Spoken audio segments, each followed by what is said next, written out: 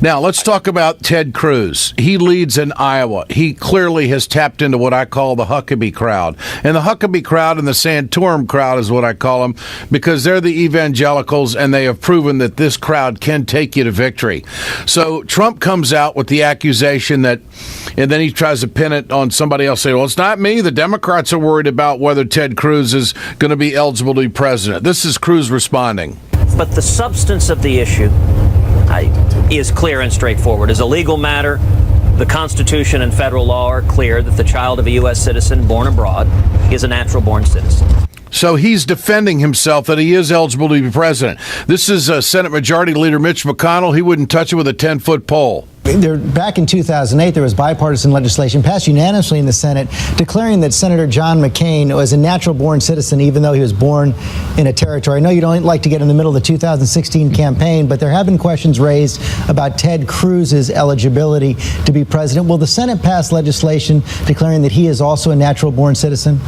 Well, you're right. I made a point of staying out of the presidential race. These guys are all running their races as hard as they can in the ways that they think will be helpful to them. I don't think the Senate ought to get in the middle of it. What do you make of that, John Nichols? Double standard here? Why'd they do it before, but they're not going to do it now? Oh, there's huge double standards. Let us understand that completely. But also, Ed, aren't you intrigued by the refusal of so many of these folks to just outright defend Ted Cruz? Well, I think that the Republican carte blanche are nervous about Trump, and they certainly don't want to derail somebody that could beat him. But they're also illegal Cruz, too, I think. And I find it interesting that instead of saying, Mitch McConnell, who serves with Ted Cruz in the U.S. Senate, who literally has to deal with him personally, has, been around him a lot, for better or worse, won't say, well, of course he's a U.S. citizen.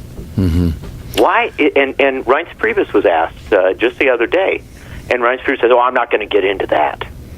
I mean, that's an odd kind of defense. It's not a absolutely, I'm sure he's a U.S. citizen. Well, why wouldn't they be able to back up Ted Cruz if he says it's settled law, and the soundbite that we just played cuts right to it? Why is it so hard for Republicans to reiterate that if it's the truth? Well, that's what I can't figure out. I find it a very weird response because, A, let me tell you this.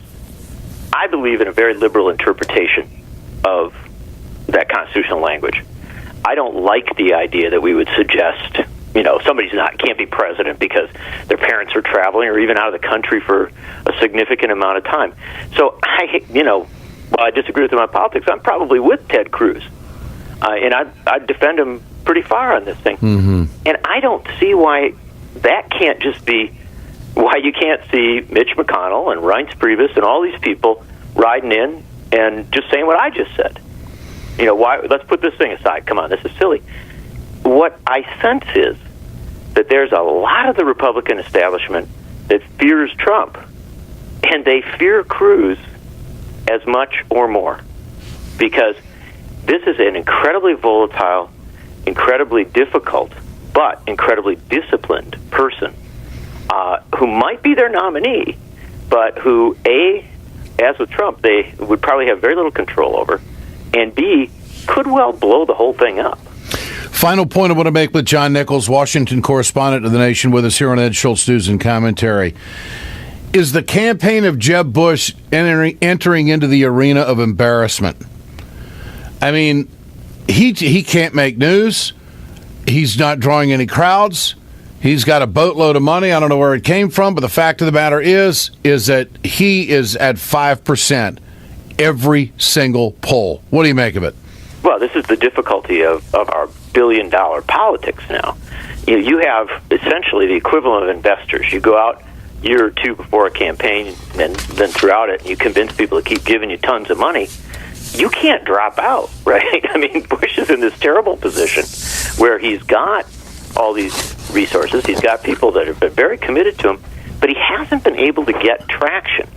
And here's the final stage of Bush, as best I can see it.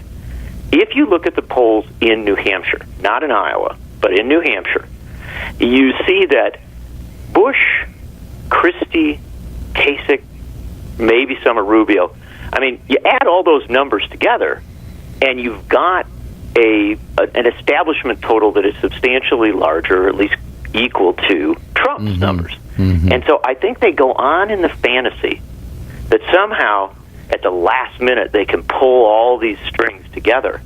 But that would require, you understand what that would require? It would require people like Chris Christie to overcome their egos. And I just don't think, I don't see that collapsing into a mainstream establishment alternative. Yeah. So Bush, spends his money, but just doesn't get any traction. John Nichols, always great to visit. Keep on the trail, my friend. Thanks so much. Thank you, Ed. Washington correspondent of The Nation magazine, John Nichols, with us here on Ed Schultz News and Commentary.